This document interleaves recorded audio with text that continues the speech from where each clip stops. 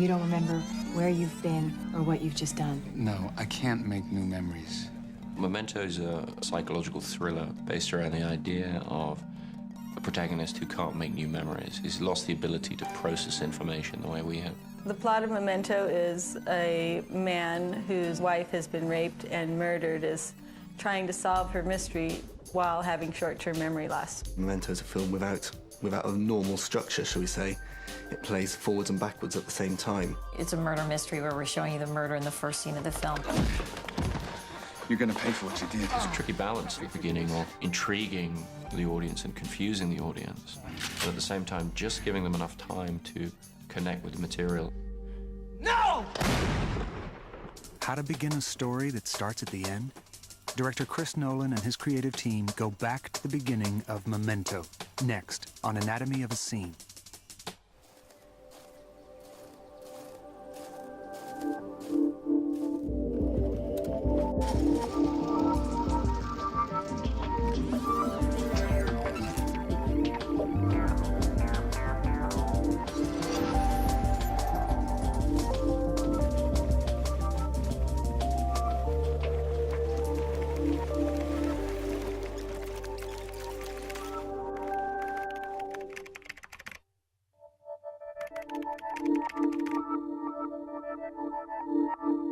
My brother Jonah was writing the short story when he told it to me. He described this idea of this guy with no short-term memory who's taken to using tattoos to record essential information and who's hell-bent on revenge.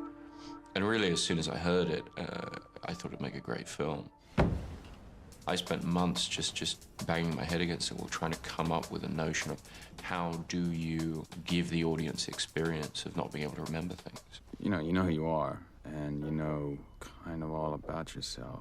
Then one day I came up with this notion that if you withhold the information from the audience that's withheld from the protagonist, then you're doing quite a good job of putting them in his head. You really do need a system if you're gonna make it work. The way to do that is to structure the story backwards. Nolan structures his film with alternating color and black and white sequences. The color sections take the viewer sequence by sequence backwards in time. The black and white footage, moving more or less forward, provides a different perspective on the character. The intercutting of the colour and black and white scenes starts to give you a clue to the way the story's told. The colour scenes always end on the beginning of the following colour scene, which is previous in time, if that makes any sense. Hopefully the audience is confused as Leonard is. Memento's structure is established in the first 3 scenes, a kind of roadmap for how to watch the film. We wanted to very quickly just express to the audience the rhythm of the piece, how these things were going to fit together, the difference between color material, black and white material, that kind of thing, and to suggest a relationship between those different story elements that was going to progress through the rest of the film. It was clear to me that we'd have to begin with some literally reverse action, reverse chronology, in order to clue the audience into the way in which we're going to play with time. The nice thing about a title sequence is, it gives you a couple of minutes of film where you can really take your time to set something up. And in this case, it's in real time, watching a Polaroid image of this person who's been killed undevelop and fade into nothing, that then leads you into this whole reverse action. You're seeing the Polaroid undevelop, but because it's a title sequence, I think people aren't necessarily taking that in. And then the next few shots, even though they are in reverse, they don't have very obvious reverse action movement to them. And so you start to become kind of relaxed with these images that are slightly off. And then the gun flies up into his hand, and you're kind of shocked. Oh, this is going backwards. And then you understand, well, that's part of the vocabulary of the film. What?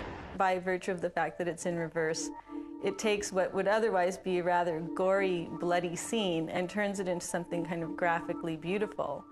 And you can keep your eyes wide open and look at it. We talked a lot about the shooting Teddy, and it was really important to Chris that we not take it too lightly, but also for me it was important that we didn't we didn't gross people out too badly with the actual killing. I came up with the idea of if you did it, you know, from the glasses, so the gunshot would knock the glasses off, and so you would be on the glasses, and you'd be on the blood, because they didn't want it to be so violent. The glasses flying off was Joey's idea, and I loved that because you could sort of go with the glasses instead of with the head.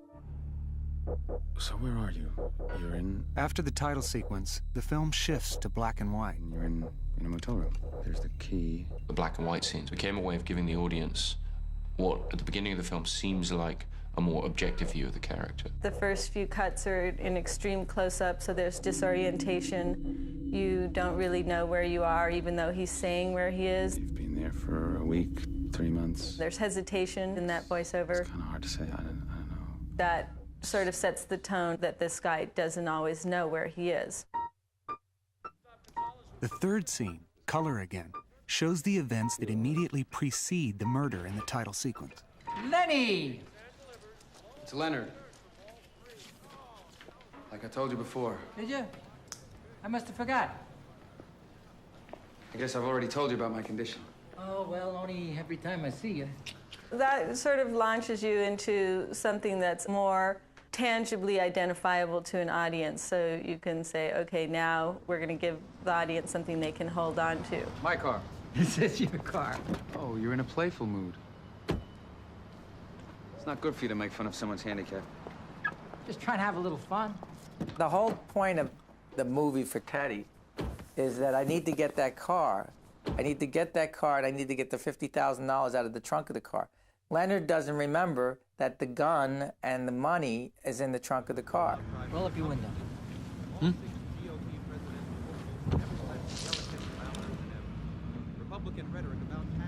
It's broken. I can get that fixed for you. And I used to ask Chris, why don't I just, you know, in an off-camera moment when he's sleeping in his motel room, just go steal the car? So where to, Sherlock? I got a lead on a place. And he said, no, Teddy would never do that to Leonard. He liked him too much.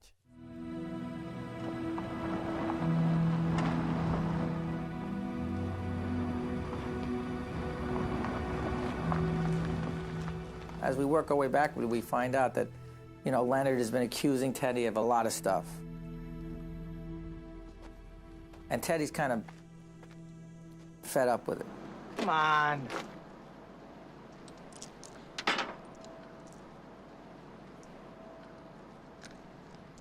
Let's take a look inside.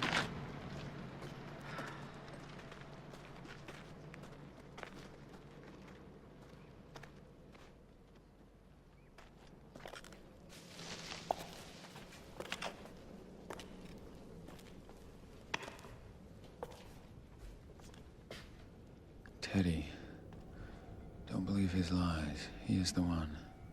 Kill him. I finally found him. How long have I been looking? Find anything? Didn't think so. Let's go, huh? Oh, fuck this.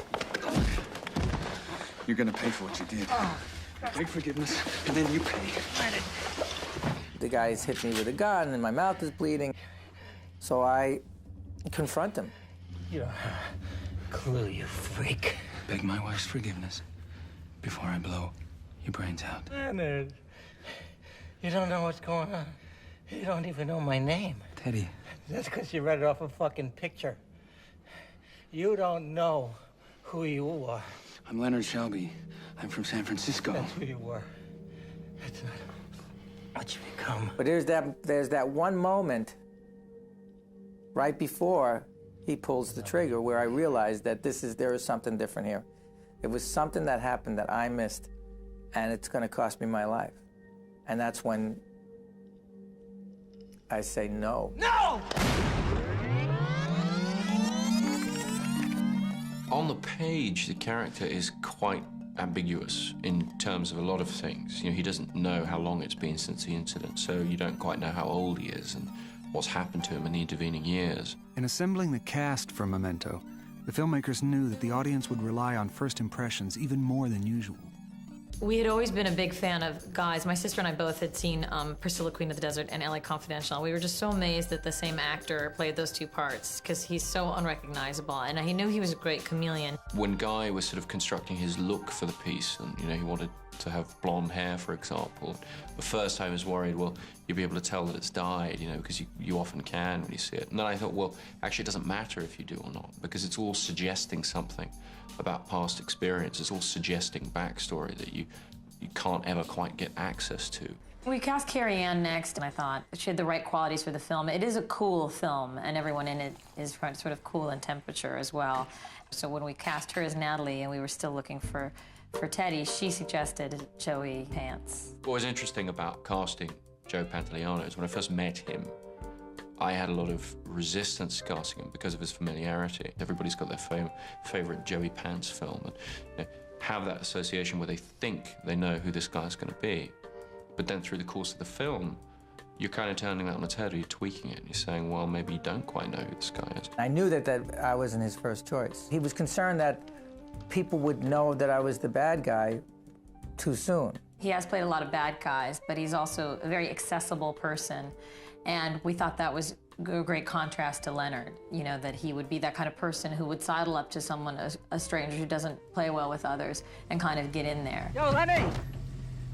I thought you split for good. Well, things change. So I see. That immediate familiarity of association becomes a very positive thing about Joey in the role, because it really makes you have the same judgment on the character, the same instantaneous assessment that Leonard does. It was important for us to have someone who had a sense of humor, to have a little fun, to take a little pressure off in the film. And then the actor that they offered it to refused to work for so little. So I was lucky enough to, get the part and work for free. We talked a lot about creating this world in which the main character is limited in regards to his capacity to perceive by this problem with memory. Nolan wanted the look of Memento, like the story structure, to bring the audience into Leonard's point of view. One of the very first things we considered was the palette of the picture, and Chris told me first that he wanted the movie to be all blue. And I eventually convinced him to enlarge the palette a little bit in order to construct a kind of more naturalistic thing. We were really trying to make a world that seems like the world that we see when we walk around, and yet cinematically has to be completely limited in order to construct this point of view. The movie is written with very little description as far as where it took place, but it was important that it could be sort of in any town, USA, but not anywhere that, is so associated with an urban environment. For Nolan, limiting the film's look and location evoked the dead-end, nowhere sensibility of classic film noir. We talked a lot about not referencing too obviously the cinematic idea of what film noir is. If you look at a film like Double Indemnity, there are scenes set in a supermarket. There's a scene in a bowling alley.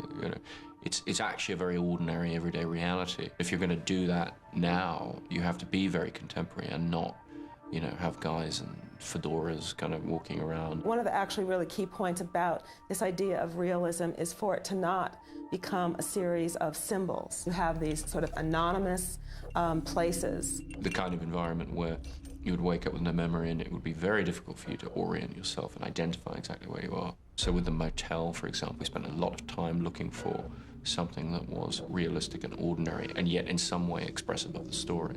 Hotel rooms don't have a lot of pictures in them. They don't have a lot of stuff in them. So we have to come up with something to sort of like visually engage the viewer in the frame to keep them sort of interested without it just being all flat. We came up with these very sort of subtle details that we researched by sending an assistant to sneak into hotel rooms while people weren't there, but before they had been cleaned, and taking pictures. The production team put considerable effort into finding, then designing the derelict building where Teddy is killed. It's very important to me that we find a location with a couple of slightly memorable details. It had to be very recognizable so that when we came back to it, and even shoot it in black and white, as we do at the end of the film, you would immediately know where you were I knew that this was going to be one of the sort of main sets of the film, and we wanted it to have all of this kind of like textural detail, and yet not to be have any identification, to be able to be anonymous. So there's tile, there's like this very precise cracking of plaster and leakage of light. I knew we were going to be in there to begin with and at the end, and it sort of had to be the place, you know, the place that had the richness to it. Color sequences are intensely subjective and very much from Leonard's point of view. As far as the blocking went, you know, where we put the camera was very important, and what we tried to do is always kind of be over his shoulder, always kind of pushing in with him. Every time Leonard was going from point A to point B, we would follow him with the camera behind him, keeping him in frame, seeing where he's going, tracking in front of him. Basically, the camera sticking with him. We did a lot of inserts, which sort of keeps you with Leonard as well. So you're with him, you have him in the frame with you, and then you're seeing isolated details of what he's seeing and what he's doing. This is somebody who doesn't know anything outside of his immediate environment, and so the feel of that environment, the look of it, is very important to him, and I really wanted the audience to have some sense of what everything was made from, what it would feel like if you touched it.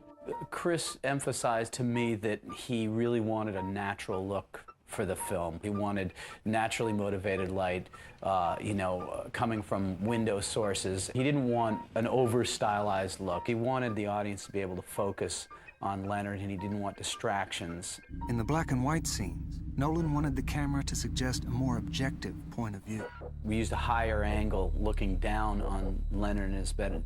It's almost like a security camera point of view, and really takes you out of what's going on and becomes sort of a third-person point of view. The black and white material was to look more documentary-ish. We blew the windows out a little more, had a little starker contrast, and a little looser of a camera, a little more of a verite style.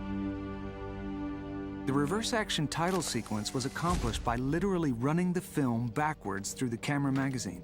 It's not an optical trick. We didn't shoot the sequence of him killing Teddy and then just reverse it. Rather than doing it in post, we actually shot using a reverse mag, and really with an eye to how each individual shot is going to connect with the other with reverse action. We both wanted to stay away from opticals because you pick up a lot of grain when you do an optical. The image quality is pristine. I mean, it's as good as anything else in the film because it's original negative.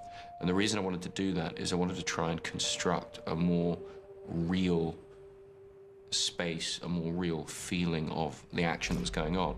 It was one of the few scenes in the film that I needed to actually storyboard for people. Everyone got a little bit confused. There's one shot in the sequence where it all went totally wrong, because where the shell casing comes to life and spins up into the gun, it wasn't possible to really shoot that in reverse, because you're dropping a shell casing, you're never going to get it into that tiny frame. So I came up with a solution, which is to I had the shell casing on the floor, and I'm just out of frame there, and I blow it out of shot. So it's actually forwards action to simulate reverse action. Problem is, everyone was so confused by that point, they actually shot it using the reverse mag. So when I saw it on film, the shell casing neatly drops in a frame and stops exactly. So then we had to do an optical to reverse that. So it's an optical reversing a forward running shot that's actually a simulation of a reverse shot.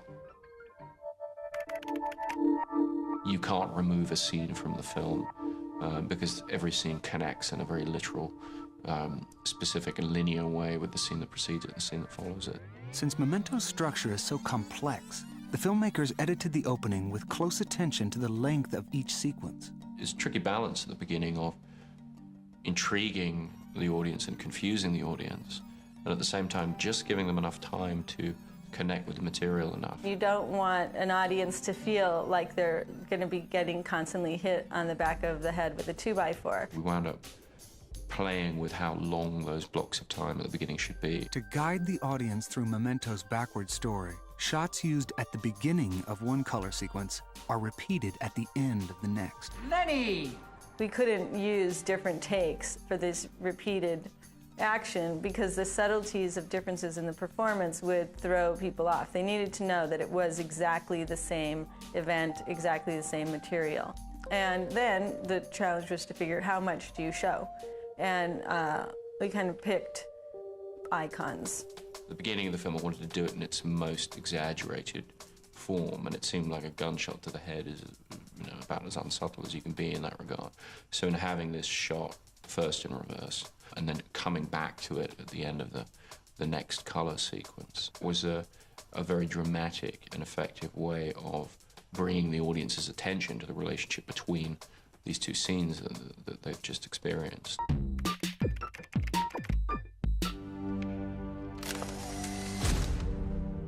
None of the sounds are backwards. They're all forward sounds that have been edited to work with this reverse action. The tinkle of the shell casing coming off the ground, the camera spitting the picture out. They're all forward sounds because backward sound is not something we can ever hear with our ears. It was all designed to be actually quite deceptive. We wanted this disorienting feeling of, what if you look at the world in a different way? What if you experience something in a different way? Because that's the whole point of the film. That's how the whole film works. So where are you?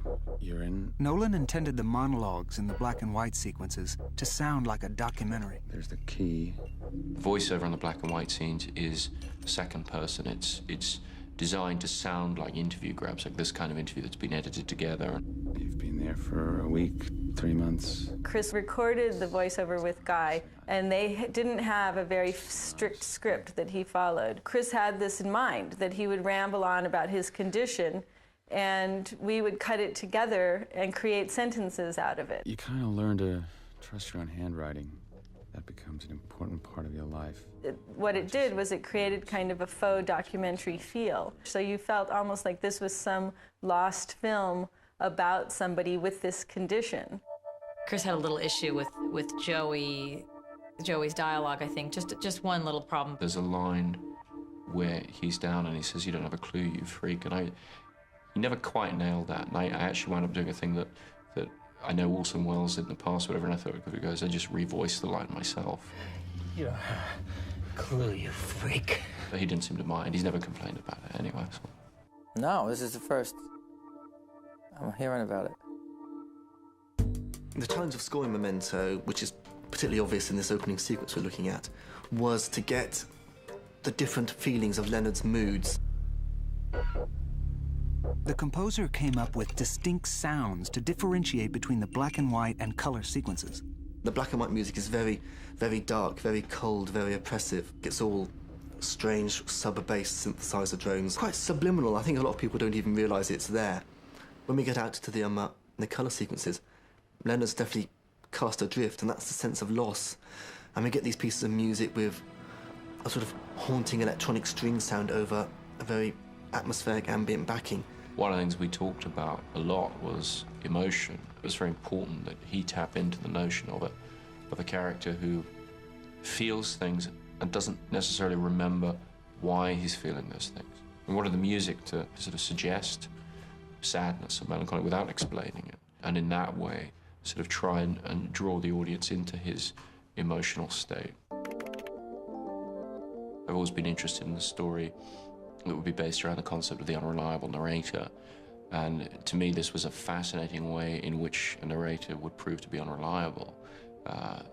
He's not lying, he's not dreaming, he just can't view the world the same way we do. It's disturbing, therefore, because you can see something and on the surface think it's one thing, and then when you have a little more information, you find out it's something completely different. People go to see this movie, and then they run to a coffee shop, and they're sitting around breaking, dissecting it. I mean, I've actually had people confront me in the street and say, "What was that movie about?" Cinema's incredibly adept at manipulating point of view invisibly. It allows you to put the audience into the head of a character without the audience realizing that that's exactly what you've done. And I think that there's a lot you can suggest about the way we all live and the things we take for granted by seeing a story through the eyes of somebody like this.